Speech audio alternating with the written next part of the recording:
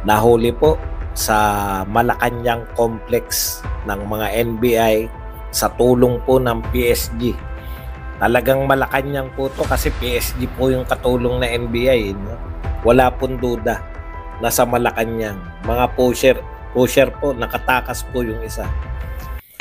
Ito ang Wow Trending. Isang drug din ang nahuli ng mga taga-NBI sa loob pa mismo sa compound ng Malacanang sa tulong ng PSG. Suspect arestado, may nakatakas pa na isa. Grabe sa Malacanang compound pa talaga ang pugad nila. Ayon pa nga sa NBI na isinagawa nila ang operasyon matapos na makatanggap ng impormasyon ang DDD o ang Dangerous Drugs Division na may nagngangalang Francisco Soriano Jr. aka Juntot and alias Face ay nagbibenta ng illegal na droga, partikular na ang shab-shab at nangangasiwa ng isang drug din sa loob pa mismo ng Malacanang compound. Naku po. Ni-raid ng NBI Bureau of Investigation Dangerous Drugs Division ang isang drug din sa Malacanang compound kamakailan na nagresulta ng pagkaaresto ng isang suspect. Sa isang pahayag, sinabi ng NBI na nahuli nila ang suspect na si Edgar Ventura alias Face sa Nicanor Padilla Street, San Miguel sa Maynila sa bisa ng warrant na inisyu ng Manila Regional Trial Court RTC Branch 37. Nakumpiska mula sa suspect ang siyam na heated cell transparent plastic sachet na naglalaman ng white crystalline substance na hinihinalang illegal na droga at iba pang drug paraphernalia. Sa pag-aresto ng suspect natagpuan din ng NBI ang isang drug din sa naturang lugar. Bukod pa dito, meron pang 15 katao na natagpuan sa drug din at sila ay isa-ilalim sa drug test. Komento pa nga ng mga netizen, reflection kung anong klase ng government meron tayo ngayon. Nasa sariling bakuran lang, makakalaya din yan tapos yung nakahuli, baka yun pa ang sibakin. Naku po, hindi pa kaya natanggal sa pwesto ang nakadakip niyan tulad nung nakadakip sa anak ni Rimulya tanggal sa pwesto, matik. Nabuking na sila, masakit niyan tanggalin ang mga NBI at PSG kagaya ng nakahuli sa anak ni Rimulya. Kung nagawang lutuan ng shabu ang bilibid noon, kaya din nilang gawin yan bagsakan ng Malacanang. Ma-news blackout rin yan gaya nung toniladang nasakay sa van. Imagine, resource person ng Congress, puro mga involved sa drugs. Saan man panig yan ng daigdig naran, dito na dito na naman tayo sa another episode ng ating vlogs, Badong Ratiles po. Pag-uusapan natin ito po, no. Nahuli po sa Malacanang Complex ng mga NBI sa tulong po ng PSG. Talagang Malacanang po to kasi PSG po yung katulong na NBI, no. Wala pong duda. Nasa Malacanang. Mga pusher po, nakatakas po yung isa. Grabe. Grabe po balita yan. Pag-usapan din po natin, ito po nangyayari sa NAIA, no? Ewan ko po kung bakit. Nagkataon po. Ito naranasan namin yung galing kami sa kala namin may nasira lang. Yung pala hanggang ngayon, continuous po yung pagkasira po nung yung sasakyan, lalagyan po ba ng mga luggage? Kasi doon po kami nagtagal eh.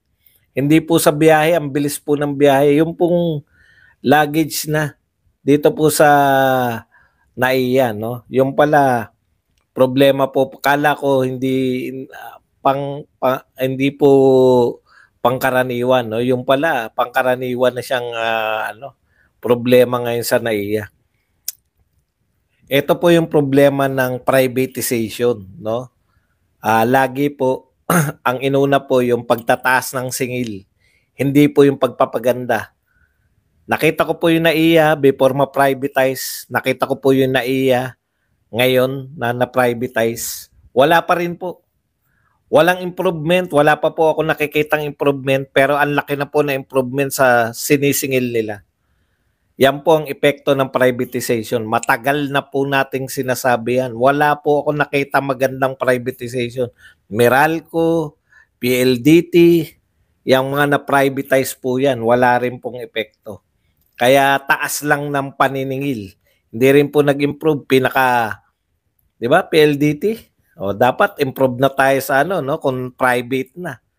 Dapat improve na tayo sa internet. Hindi pa rin po. Isa pa rin tayo sa pinakamabagal. Maya-maya lang, kukurap-kurap na naman tong internet natin. Conveyor ang tawag, tama. Ewan ko kung bakit sira.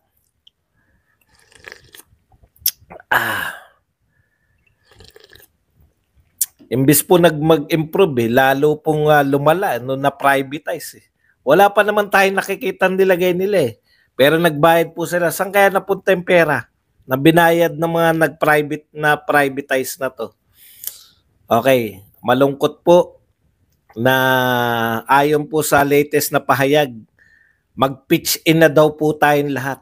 Magbakas-bakas na po tayo para sa mga binagyo. Totoo po, yung namumblema na sa pondo. Alam nyo, bumabaha po yung pondo. Nung walang bagyo, bumabaha. May narinig pa akong congresswoman nagpapasalamat sa speaker dahil bumabaha daw ng biyaya dun sa Batangas. Si Congressman Gerber. Alam nyo, singilan po to. Ang galing po mag-fact check ng kalikasan, no? Pina-fact check po sila lahat ngayon. Lahat ng mga pinagmalaki nilang mga flood control program, wala po makita. Lahat po ng pinagmamalaki nila na para. Ano yung sinabi ni Ano yung sinabi ni Saldico? Na yung budget dapat makarating yan sa tao, para yan sa tao, kaya nila binawasan yung ng mahigit 1 bilyon yung budget ng Vice President, di ba? Para daw maidirekta sa tao. Bakit po magpi-pitch in na ngayon ang mamamayang Pilipino para tumugon po dito sa ang hirap po sa dibdib, no? Kasi sa totoo lang, ayaw natin na mangantyaw lang kasi nakikita natin, pero hindi po talaga Talagang kinakailangan mamulat na po tayo. Tama po si BP Sara. Nung sinasabi niya walang kakayahan, eto po kitang-kita natin. Okay, tapos yan pa, no? Drugs sa Malacanang Complex. Wala pong takot kahit sa Malacanang nagkakabentahan. Yan po yung epekto ng bloodless war on drugs. Gusto nyo yan, di ba? Pinagmamalaki nyo yan. Iba lang po yung mga statement nila. Halimbawa po, sabi nito ni Executive Secretary, we commend the NBI with the support of PSG and PDEA. PSG po ang katulong, kaya talagang totoong Malacanang complex to. Sa Malacanang po mismo talaga. And local police for the apprehension of suspected pusher of illegal drugs and the seizure of drug-related paraphernalia in San Miguel, Manila. We call on law enforcement to relentlessly pursue the capture of his accomplices who remain at large. Moreover, we ask for the full cooperation of all citizens in this ongoing investigation. Successful po nila tinitignan yan, pero po, ang tingin natin dyan, ang lalakas na po ng loob. Meski sa Malacanang. Sa tingin nyo ba, panahon ni Duterte, makakalapit sa Malacanang yung mga yan? Ang galit siguro ni Tatay Digong, putya, pag may nabalitaan siya nagtitinda ng droga sa Malacanang. Okay, hindi po malilihis ang issue. Huwag po kayo mag-alala. Hindi po malilihis ang issue. Dahil yung issue ng baha, kitang-kita po natin yan. Hindi po tayo papayag na malihis din, no? Kaya lang, ang point po dito, hindi po tagumpay yan. Yan po yung pagpapakita na mismong yung mga drug pusher, wala pong takot sa Malacanang. Doon ka nagtitinda sa bahay ng presidente. Katabi mo lang yung presidente.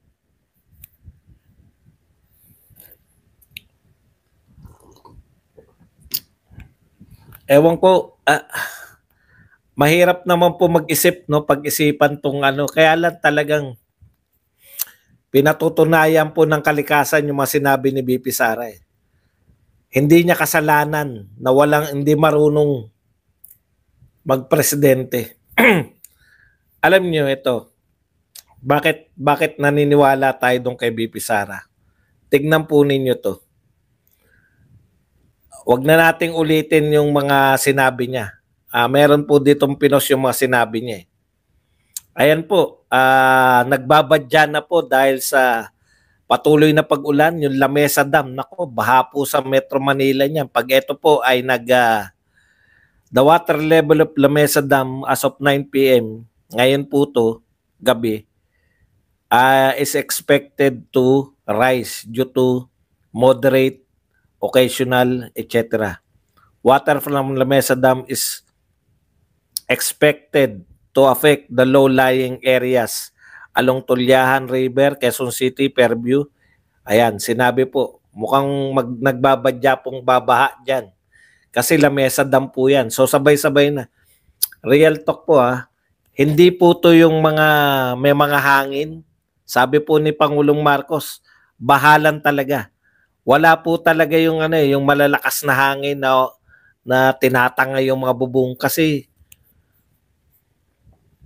sa kasawiang palad.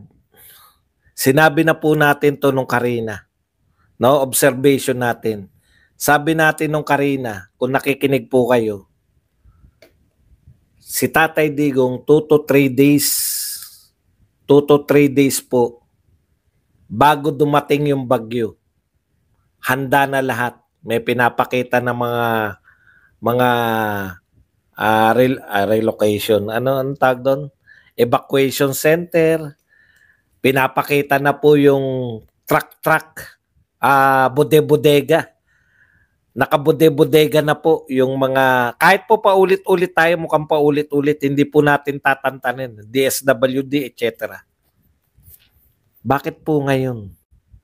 Kung kailan po, sabi nga ni Tatay Digong mismo, no, hindi ka leader kung kailan nariyan ng bagyo, tsaka ka palang magmi-meeting. Sa pangalawang pagkakataon po, kinunbin ng ating Pangulo yung pong NDRRM mo. Bagyo na. Yan na po, bumabagyo na po. 23, 24 po ngayon. Noong 23 niya lang. Kaya ano po yung mga masasabi niya na lang. Ito na lang po yung nasabi ng ating Pangulo. Diyan po, anong gagawin natin? Kamot. I'm feeling a little helpless here. Wala tayong magagawa. Wala raw magagawa. Anong gagawin? Kamot-kamot na lang.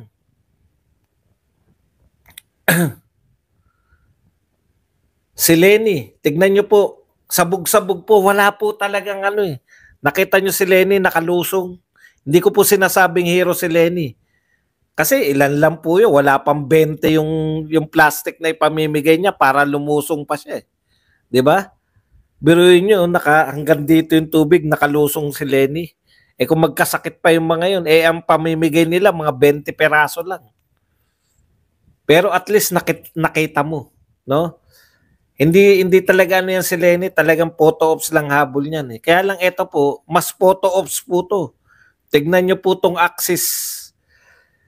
Yung Erwin Tulfo, yung number 1 po sa senatoriables. Tignan nyo po kung paano po siya tumulong. Ito, Axis Party List through its nominee House Deputy Majority Leader Erwin Tulfo has donated 1 million in over 2,000 sacks of rice to the victims of Typhoon Christine in the Bicol region. Aba, kanina nakileni to Ayan. Links up with Robredo's Angat Buhay. O, kita nyo? Majority floor leader po yan. Bakit nag-link up ka sa Angat Buhay na sinasabing opposition? Opposition, di ba? Kita nyo po? O kaya, bakit hindi sa DSWD? O kaya, bakit hindi sa mga local government? Bakit sa Angat Buhay? There's something wrong dito po sa ating disaster response talaga. Meron po talagang maling-mali, no? Bakit Angat Buhay nagli-link itong mga congressman na gusto mag-donate? Wala po tayong naririnig sa mga ibang congressman. Alam niyo po, basahin ko lang yung mahaba po itong ni Pangulong Marcos Basahin ko lang po yung statement niya. ng mabilis, pero hindi na po lahat. Hanggang doon lang sa gusto natin. We have been tirelessly and urgently working towards the immediate deployment of relief, recovery, and rehabilitation amidst the severe devastation of Typhoon Christine in the Bicol region. Bicol region pa lang yan, ha? Pero nasa Batangas, hindi na po Bicol region yung Batangas, eh. Baha rin po yung Batangas. Marami na pong baha ngayon.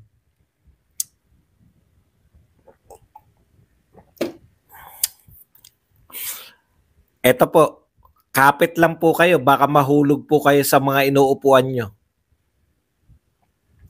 Lahat na mapagkukunan ng inyong pambansang pamahalaan ay inalaan upang ipaabot bilang kinakailangan na tulong tungo sa mabilisang pagbalik ng normal na kondisyon at pamumuhay sa apektadong lugar. Lahat daw na mapagkukunan ng pambansang pamahalaan. We are now intensifying as well preparations.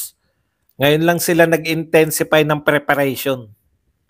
Kita niyo yung diferensya? As this generational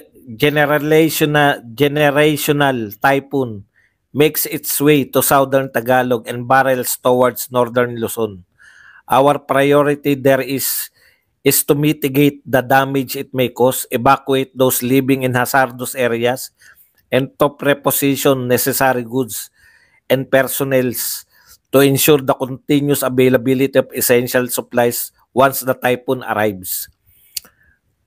Once the typhoon arrives, kahapon pa po may typhoon. Ngayon lang po kayo naglabas ng ganito. We direct all our agencies and offices of the government as well as our partners in private and non-government sectors to pitch in, strengthen and reinforce the bulwark which we have built against this raging tempest. Ako po hindi ko po minamaliit kasi alam ko po yung mga taga-gobyerno talagang kumikilos, nakikita naman natin, no? Kaya lang po, sa totoo lang, gusto nyo mag-pitch in na kami. Mag-ambag-ambaga na raw po tayo, no? Para po makatulong. Wala po akong problema dyan, no? Mag-ambag po kayo, no? Para po sa tulong. Kaya lang, ang problema namin, Mr. President, mawalang galang na po, no? Alam nyo, too much, napakaraming pinamimigay na ayuda. Nakita po namin, bilyon-bilyon. Sabi po sa Davao, bilyon po. Bilyon po yung pinamigay na ayuda dun sa Davao. At sa iba pang lugar, bilyon po ang mga pinag-uusapan na ayuda. Wala pong baha. Nag-e-eye po ang pinsan mo. Ang daming pera. Sabi no, sa salita ni Beatrix, no? Sabi niya, bumabaha ng biyaya. Maraming salamat. Karirinig ko lang no speech. May nag-post po na bumabaha raw yung biyaya doon sa Batangas. Di ko alam kung ano tatakbuhan ni Beatrix doon. Ang dami pong ayuda doon po sa mga walang baha. Nung wala pong baha, pupunta yung mga congressman, buhos, no? Mamimigay ng ayuda sa Davao, namimigay ng ayuda sa Batangas. Araw-araw may binibigyan ng ayuda. Tuwam, kamay-kamay po kayo. Kasama po kayo, Mr. President. Lalo na itong pinsan nyo, hindi po wala pong absent sa pamimigay ng ayuda. Bilyon-bilyon po, 500 billion. Ilan lang po yung probinsya natin. Kung bigbigyan nyo mula sa 500 billion, wala pa yata 30 yung probinsya natin. Hindi ko po tiyak, ha. Pagay mo na 50.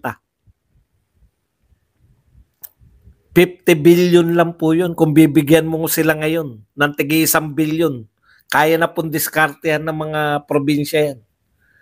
Wala po eh. Sa Cavite rin, billion-billion din po pinag-uusapan nung wala pong baha.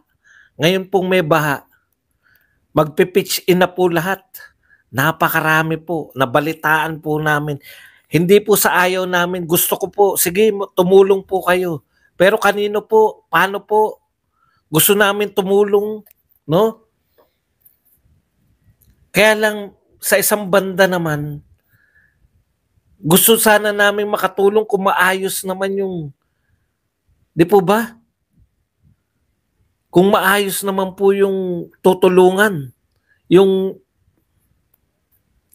Yung gobyernong mamamahala sa tulong, Diyos ko po. Sabi ko nga, kung yan lang po yung mapapakinggan natin, may balak pa bumalik, hindi pa po nakakalabas, pabalik pa. Kumbaga, tatagal daw si Christine dito. Ayoko pong manisi, no? Ayoko pong manisi, kaya lang yung kahandaan po ang wala eh. Yung kahandaan po, wala po talaga. As in, isa pa lang po nakikita ko sa tagal ko naghanap, isa pa lang po yung nakita ko merong evacuation center, yung sa Marikina po.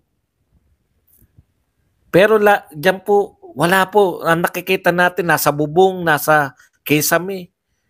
Yung isa nakakunyapit dun sa Nyug. Alam niyo po ba kung gaano kataas yung Nyug? Napakataas po nun.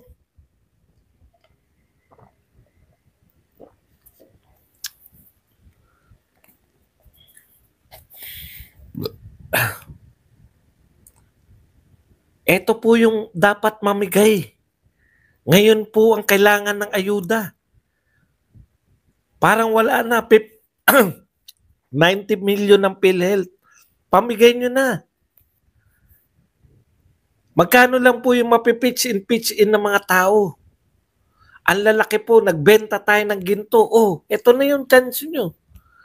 Nagbenta ng ginto. Nagbenta po tayo ng binenta natin yung mga Star City.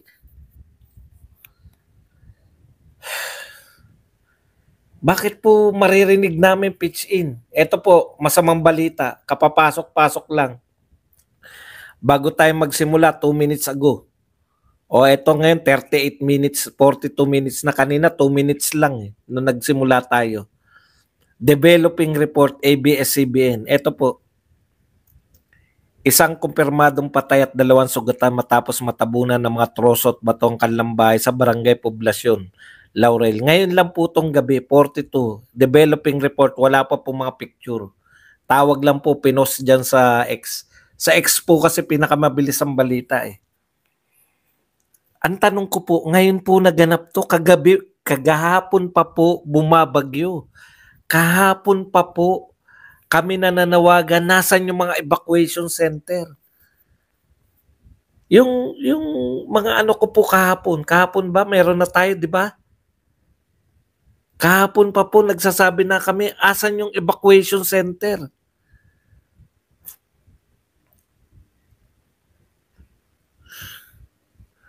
Evacuation center po ang kailangan.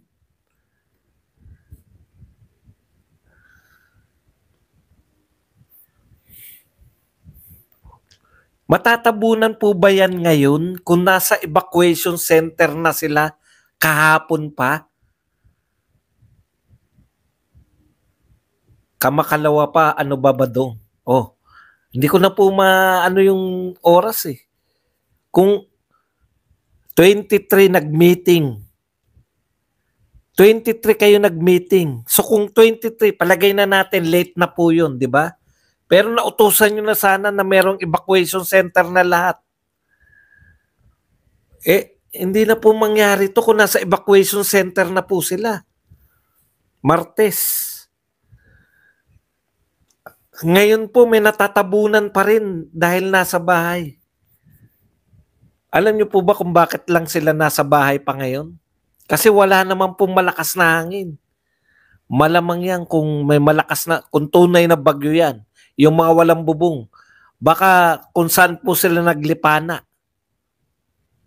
Balik na naman tayo nung panahon ng mga Yolanda. Systematic na po yan nung panahon ni Pangulong Duterte.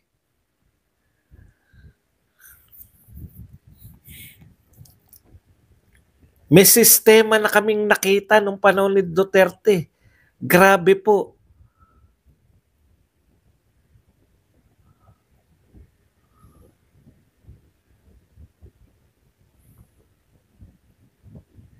Balik na naman tayo sa mga helpless ang lahat. Hindi na naman alam ang mga pupuntahan.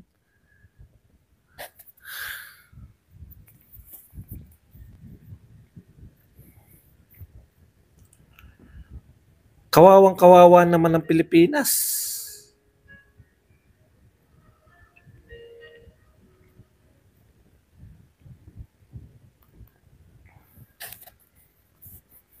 Wala pong problema. Gusto namin mag-pitch in eh. Kaya lang, kitang-kita namin nag-eye-eye. Oh. Sabi namin, ang daming pera ng Pilipinas. Napakaraming pera. Pinamimigay ni Martin. Bumabaha daw, yun yung termino. Bumabaha ng biyaya. Maraming salamat sa mahal nating speaker. Asan na po yung bumabahang biyaya?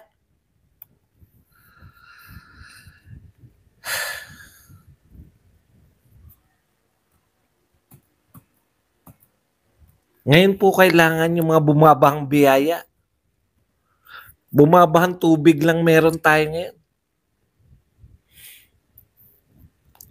Ayaw na namin sanang magkumpara. Kaya lang ito po balita ngayon. No? Ngayon lang po, nung nagsimula ko 2 minutes ago. Ngayon po, 38 minutes ago. Balita po na natabunan sila. Ano pong ginagawa sa bahay kahapon pa o nung isang araw pa? Nung isang araw pa po bumabagyo, bakit wala po sila sa evacuation center? Di po ba? Kahapon pa kami nananawagan, saan po yung evacuation center? Bakit wala po kaming makita?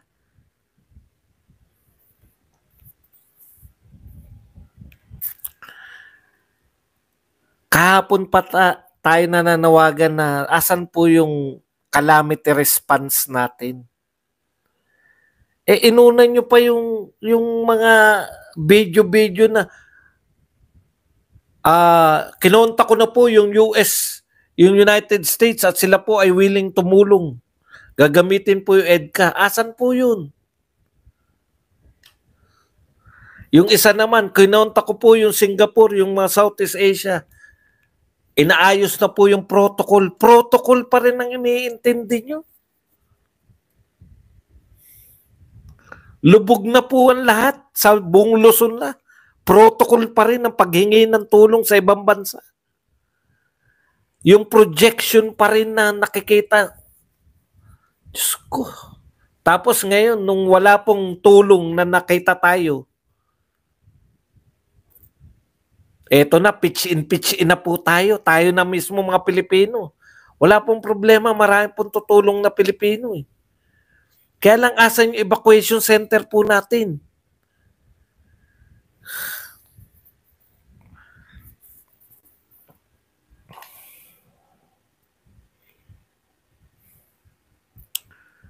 Tama si BP Sara, no? Hindi niya kasalanan kung hindi marunong maging presidente. Oh. Presidente. Mula kahapon, busy pa rin. Guest pa si Pastor Kibuloy nung isang araw. Busy pa rin. Si Garma pa rin. Hanggang ngayon, diversion tactics lang. Diversion tactics.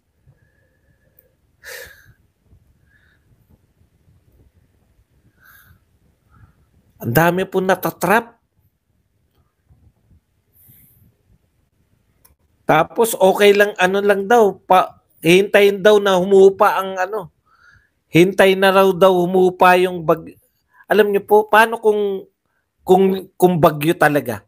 Yung tinangay lahat ng yung mga bubong, sana pupulutin niya mga yan. Maghihintay lang daw na humupa ng konti para makapasok. Yung mga rescue, para makapasok yung